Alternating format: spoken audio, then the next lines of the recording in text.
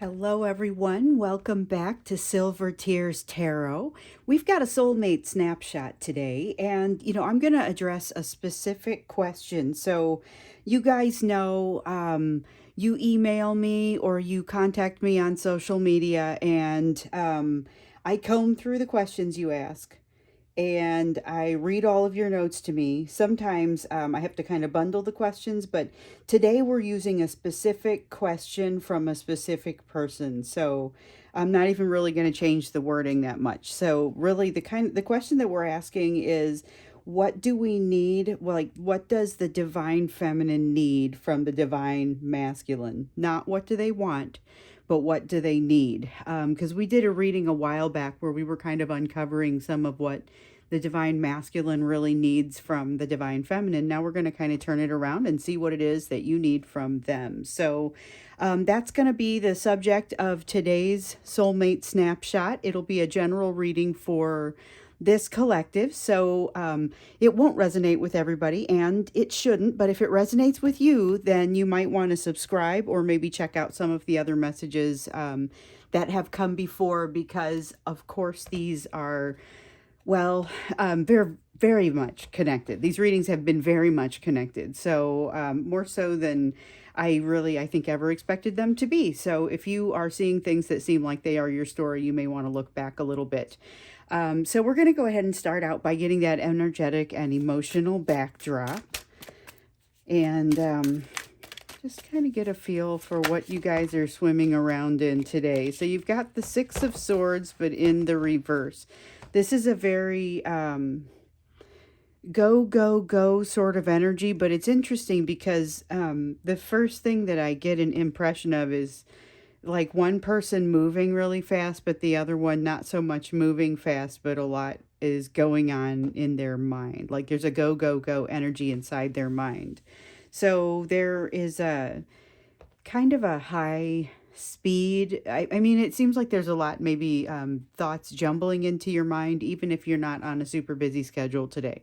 But I think some of you are experiencing the busy schedule on top of it. And so if it seems like your mind is running away with things, this is the right energy for that. Seems like it's a pretty much a split energy, so it would be impacting both of you. Okay, so you've got the Four of Wands here and Six of Cups in reverse. So there's this almost a stalemate kind of feeling that comes out with the two of these. With the Six of Cups in the reverse, it feels like trying to avoid thinking about things. And it's things with this relationship, but trying to avoid thinking too much, trying to avoid like actively trying to avoid it, not just focusing on other things. It's not so much an easy thing. This feels forced.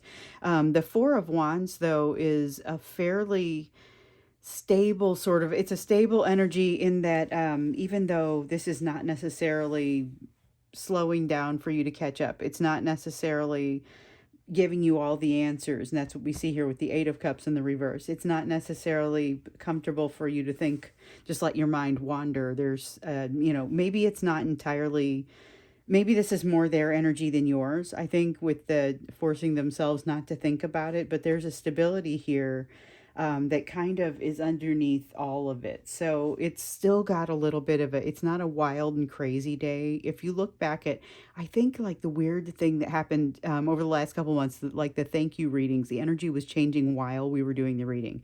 This is not that. This is really kind of more of a consistent base under the energy, even though there's not a lot of resolution here. And that's what we see with the Eight of Cups. And that's that. Page of Swords doesn't have that glow to it. I never know how many I'm going to take off the top. But the Eight of Cups is kind of showing that aimless, meandering sort of going after what's going to help to make you feel better. So this is true for both of you. We have the Ace of Pentacles. This is good energy to open a new door or to walk through a new door. So a lot of you, if you've been watching for a while, you have been working on yourself, and you're working to leave this door open, the door to you emotionally open, but not watch to see if your person is walking through it. today is a good day to open new doors or to walk through a door. And that's immediately what it reminds me of. I'm not saying that means they're going to walk through it. I'm just saying the energy it's right for it, but there's still a lot going on with the Six of Swords energy. Okay, so we've got an Ace of Swords, new truth. They are compelled to reach out, to communicate something specific, but they can't seem to make a decision about how to say it or whether to say it.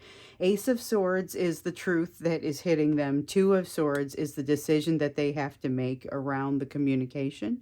And it looks like they're really kind of talking themselves in a circle a little bit with this Seven of Swords. So they've got some things that they've been working on and honestly thought that they were farther into or had moved past, and they are now feeling a lot of self-doubt, a lot of mistrust, aren't sure who they can trust. There's kind of that feeling to it, and it's giving them it's making it difficult when they're going to make a decision, because this is the energy of kind of wanting to reach out. So it's important that we get this backdrop information so that when we get into the question of today, we have some idea like what to think about it, what sort of grain of salt to take it with, you know. So we've got this Seven of Swords that's showing the mistrust in others, but it's got that seed of mistrust with themselves. Something isn't resolved here that they kind of thought was resolved. They haven't been able to let go of it yet, and that's what the Four of Pentacles is telling us. Four of Pentacles is that energy of just kind of holding on to something, being miserly about it. They're being miserly about their communication in some cases, and in some cases just not saying anything at all. You know, we definitely have seen plenty of situations of no communication, and then plenty also of there is occasional communication, but then they ghost right back out, you know, and it's very uncomfortable. And this energy is also incredibly uncomfortable, and yet there's this compulsion to move forward. That's what's making this a decision that has to be made. Otherwise it would be, no, I don't feel comfortable, I'd rather remain quiet. So there's this desire to kind of move your direction, to say something that hasn't been said. I don't know how far they get with that. I get the sense that there's a lot of resistance here. They're really having a hard time making the decision about how or if they're going to say something specific. And then really kind of what would that look like? Because they're also trying to kind of avoid the whole situation. And we've got this energy that kind of won't slow down, that you're both sharing. Okay, so let's go ahead and get into the question for the soulmate snapshot. And remember, these soulmate snapshots are pretty quick. They're not us digging deeply into things. We're not going to extend this reading. It's just kind of a quick, let's get to the bottom of something. So what we're looking to get to the bottom of is, what do we need from them? You know, what, as a divine feminine, what do you need? What do you need from your divine masculine? We're going to hold off on this last question because this is still about these are readings, or these are questions that are about you, but they're specifically about this relationship. So we'll just kind of see what's going to come over here. But for now, we're going to start with the question, what do you need from this divine masculine? And knowing that some of you, I mean, the gender of the person has nothing to do with whether you're playing the role of the divine masculine or the divine feminine. That's just kind of, everyone has the masculine and the feminine energy within them.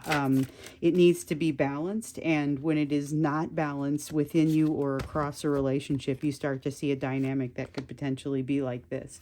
So we got the Queen of Rods. Queen of Rods in the reverse. This is all about, I'm going to get another card, but this is all about not making, it's not rash decisions. It's there's an element of not making rash decisions in this, but what it really reminds me of is not being all into something. Okay, I'm going to tell you what it feels like, and I'm skipping a couple of steps here, but it feels like not being all into something when you see red flags. So it's like it's the lesson. It's not the lesson, it's a lesson.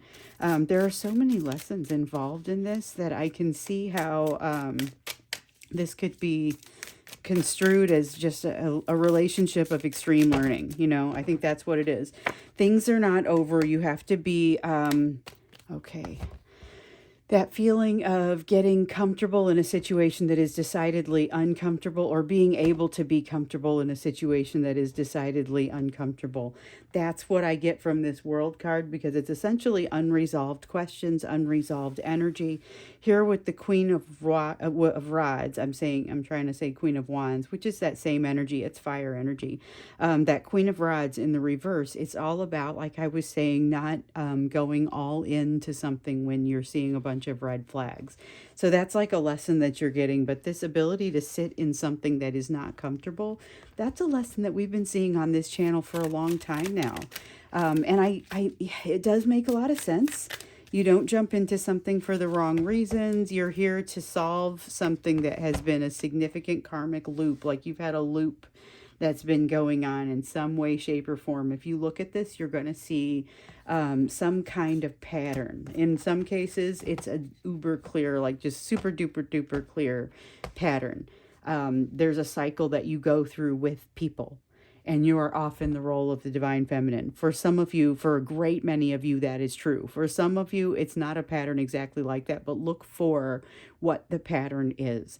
Look for the thing that seems to be on loop and you can't seem to get it off loop. It's going to be based on something that started long before these relationships started, but likely it feels like was exacerbated around the time the first repetition of the loop started. So you have, let's say, a tendency to crush on people that for whatever reason you can't have. And this may have started fairly early on. Look for what was happening at the time you got the first crush, that sort of thing. Okay, so we have the Chariot in reverse. We have the Sun coming back out in reverse. So that's fun.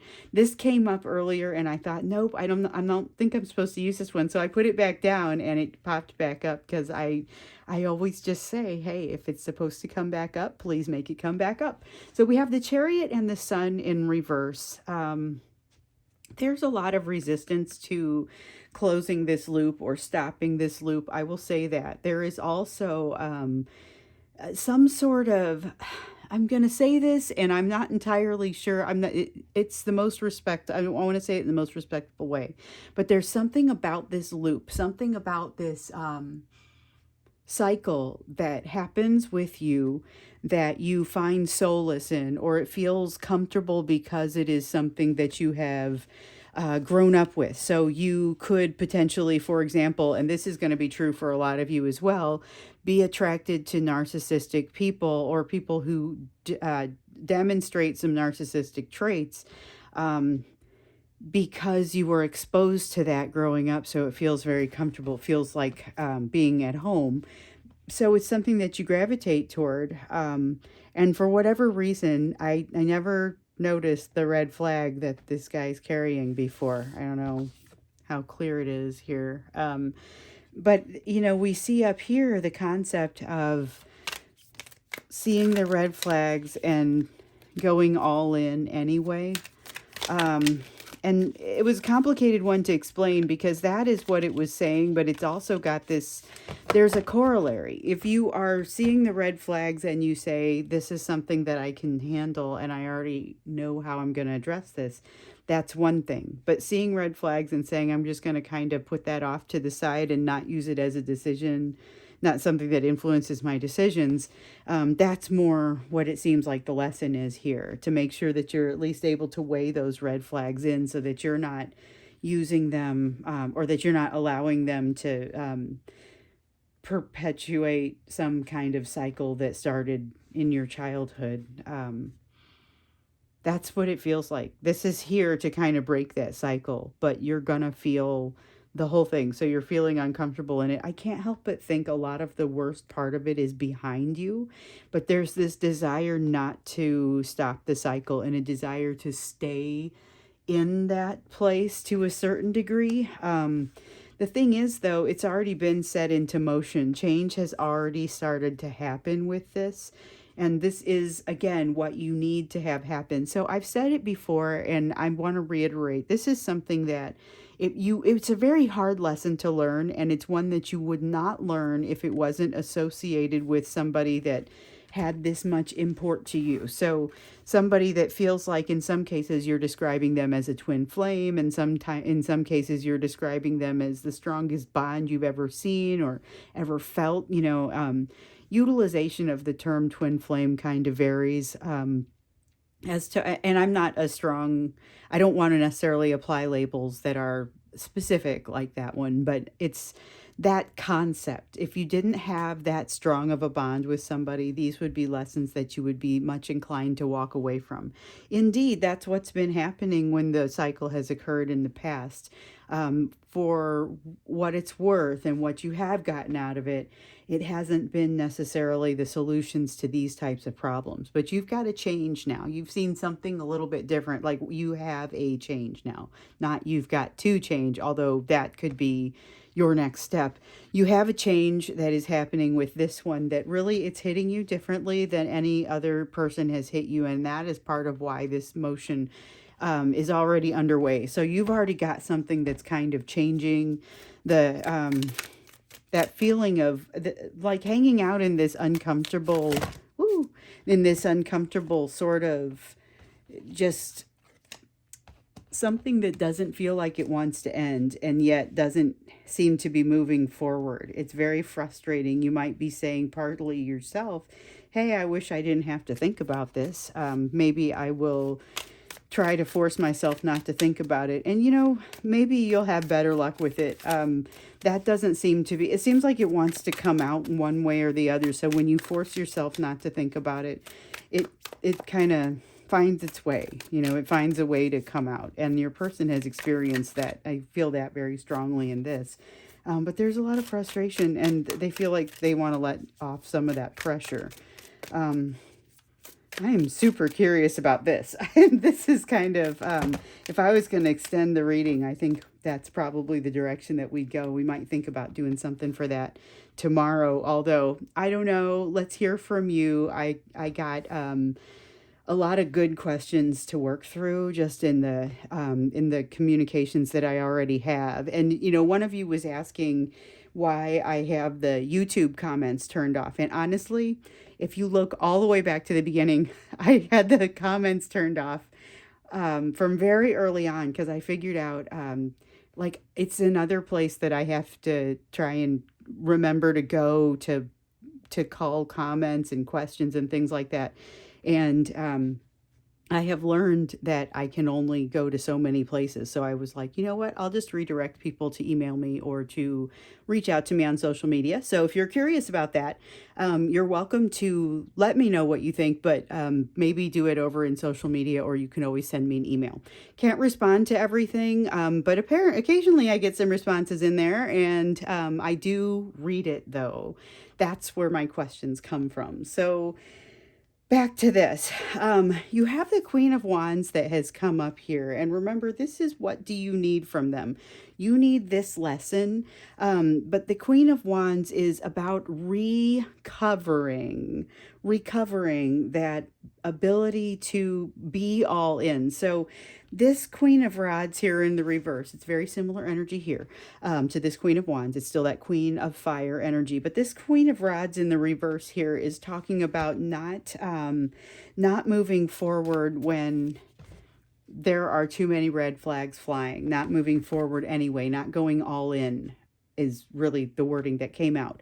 This whole situation kind of creates some damage in you that makes it difficult for you to go all in. And so what's significant here is that this is like healing from it. So this is bouncing back and being able to go all in again in the future. This is part of what your healing is. This is part of what your healing ends up being, is being back to where you were from a vulnerability standpoint. Oops, I dropped a card or two. And they all fell face down, but I had some come up. So we've got the Judgment card that's come out here in the reverse. Sometimes, and I saw the Justice card in the reverse a second ago, and it didn't feel like it was supposed to be part of the reading, but it was almost an honorable mention, and I almost said it then, that you're in a situation where things are not balanced. Things are not really right the way that you would want for them to be. This Judgment card is about what you do. It's like the very similar to that 10 of Cups message that keeps coming out for you about what you need to do when you run across something that seems like it's too good to be true. Well, this is about what happens when you run across something that doesn't seem like it's right. So how do you handle that? That's something that you're going to, that comes in so many forms. So it's not a single answer, but there are so many places where you're going to be so much better at that because of the change that is happening in here, and because of your ability to handle things when your fear is outweighing your ability to be strong about things. So we have the Strength card in reverse here, and the Wheel of Fortune in the upright to talk about the significant amount of change, which we see that also with the Death card. The Death card, though, is the end of that cycle. Like it's going to be something within the cycle changes to the point where it no longer works. The cycle no longer goes the way that it once did. And this cycle, we know, is one that has not been a healthy one for you. So for this to end and to change is a good thing. For it to already be in motion is a good thing. And for most of the worst of it to be behind you is a great thing. But it's not necessarily always going to be easy. And that's kind of what this Strength card is talking about. Reminds me a little bit of this World card in reverse, because it's about the fact that you're kind of in an ongoing lesson.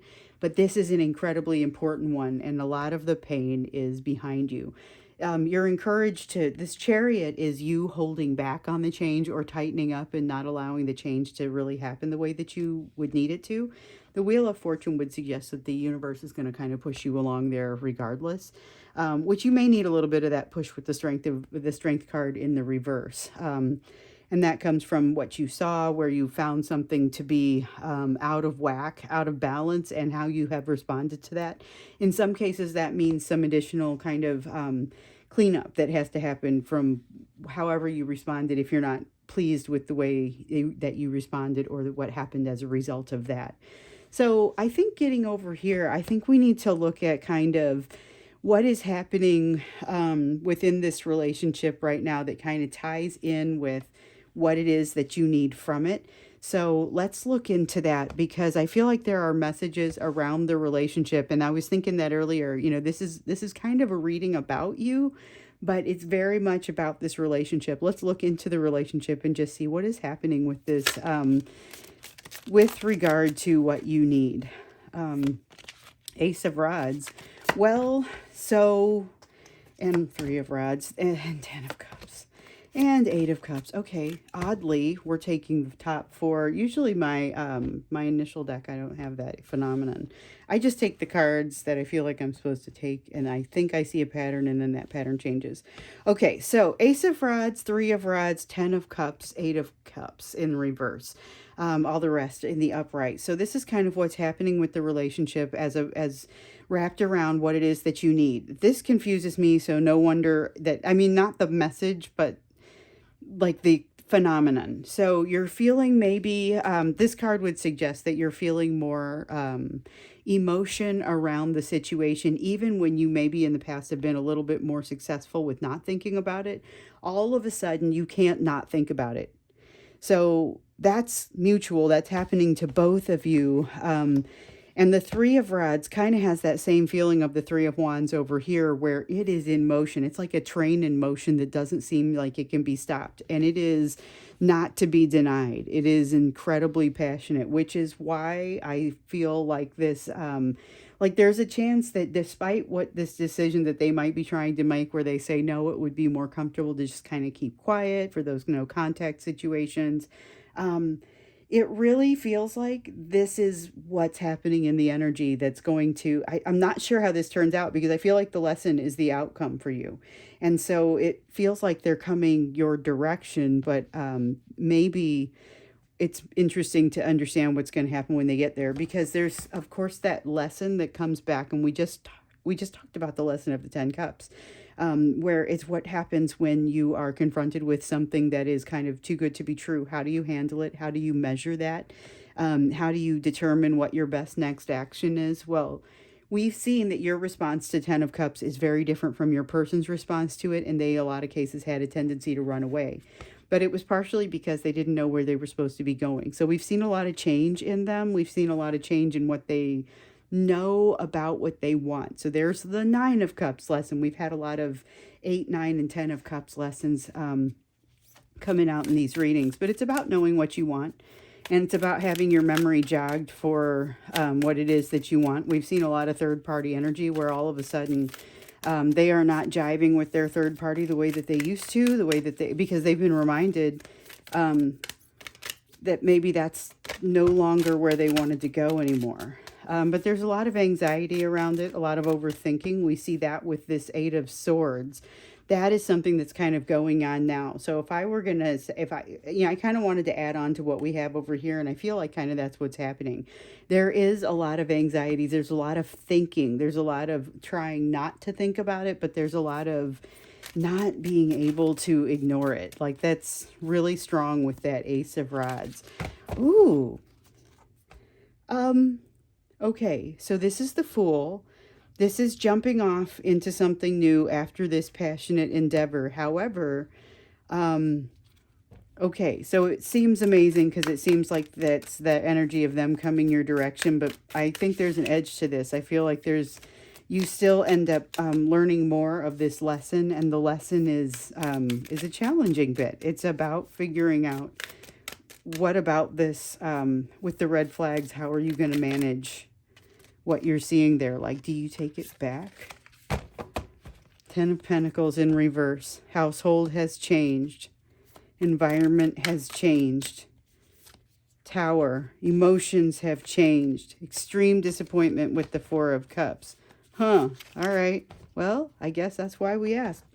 Okay, so there is part of the reason that there's something has happened here. They've been pushed back in your direction by like a wave in the ocean. It's like it's their life, it's their life environment, but something has changed that has really impacted them from an emotional standpoint. So the Tower has a significant emotional component to it. Maybe the biggest component. I mean, it could have a lot to do with this change in their material world as well. That's like losing a job, moving, but not into a better place, or, moving, and this is not a healthy, happy Ten of Pentacles. There's a disappointment here and a severe, like a realization that, oh, I'm on the wrong track. I've been going down the wrong road. There's that kind of feeling and realization. Well, this is definitely disruptive energy. And where you are ultimately wanting to go is to more of a peaceful place. But I think this is another like wave of learning for you. And so whether this person reaches out or not, I feel like all that energy coming at you is not, you can't ignore it. You can't, that's why you're thinking about it as much as you are. There is an opportunity to make things right, but I don't get the sense that that's necessarily in the physical. That feels energetic as well.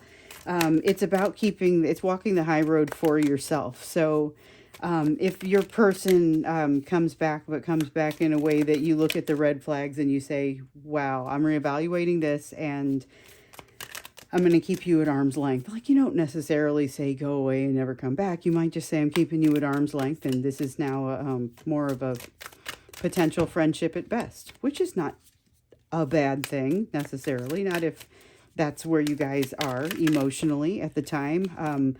But it could be pretty uncomfortable. Yet there's a new perspective that comes along with this, with the Hanged Man.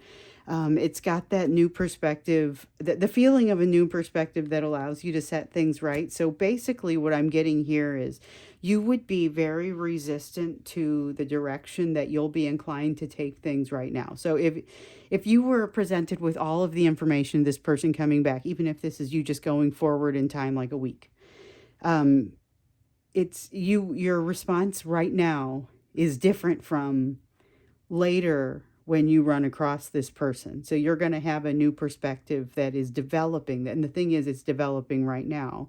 They're developing a new perspective right now as well. So there's a lot happening in this relationship that is going to help get you closer to where you want to go. It does feel like where you're going is peaceful, but it doesn't necessarily feel like it's without them. I feel like they're still playing a role, but I'm not sure what that role is. In some cases, you are going to relegate it to friendship because you recognize that it's not healthy enough in the bond, or the lessons have not been learned far enough for you to move closer than that. I'm not sure, again, that that's a bad thing. That feels very balanced, and it feels like balance is what you guys are going to be moving toward. But there's this tendency to want to kind of jump into something that feels unbalanced. There's a tendency to seek drama.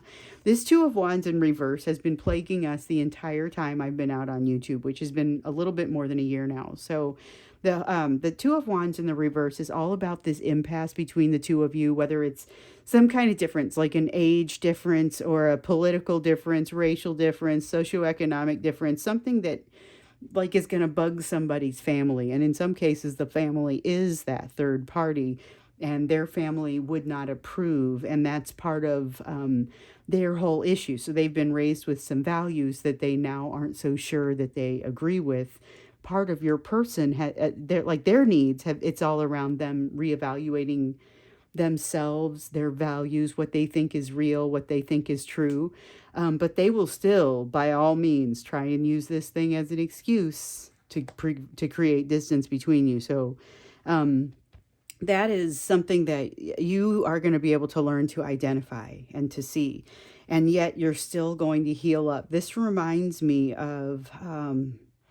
it reminds me of this Queen of Wands that came out over here that was saying, so you're going to bounce back, and even though you're not going to go all in, when you see a bunch of red flags waving, you're still going to have the ability to go all in when this is all said and done. And here, this is the ability to partner with somebody on a very deep and bonded level, which for those of you who are concerned about how this is going to impact your life going forward, am I going to be able to bond again after this has kind of blown me apart? This card says yes. So there's a lot here. There's a lot of, here are the lessons that you need to learn from this person. But one of the reasons that it's so important that you learn it from this person or someone like them is because you have to have this extreme bond with them. Otherwise, you would just walk away from this lesson. But now so they've got their own lessons to learn, which we've also talked about, and I'm sure we will talk about again. But right now, they are feeling this extreme pull in your direction, this extreme passion.